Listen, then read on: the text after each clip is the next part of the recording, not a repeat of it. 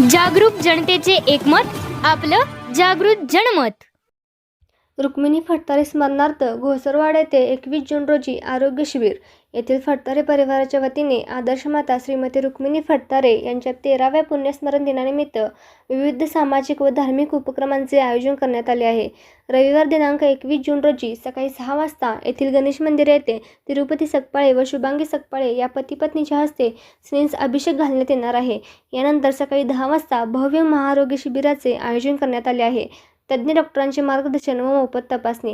या शिबिरामध्ये उत्तम प्रकृतीचे रहस्य आणि दररोज योगा करण्याची नितांत गरज या विषयावर डॉक्टर भूषण कुमार यमाटे उपस्थितांना मार्गदर्शन करणार आहेत।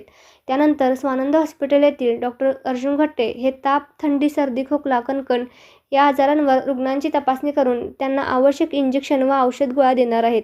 कुरुंदवाड येथील प्रसिद्ध सर्जन व पोटविकार तज्ज्ञ डॉक्टर राजीव जाधव हे पोटाच्या विविध आजारांची तपासणी करून औषधोपचार करणार आहेत।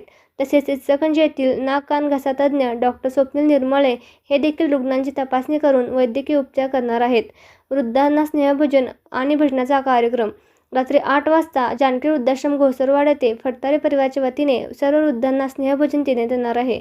घोसरवाड, दत्तवाड, लाट, सैनिक टाकळी, हेरवाड, कुरुंदवाड, आकिवाट येथील पत्रकारांच्या प्रमुख उपस्थितीत हा संपूर्ण कार्यक्रम संपन्न होणार आहे।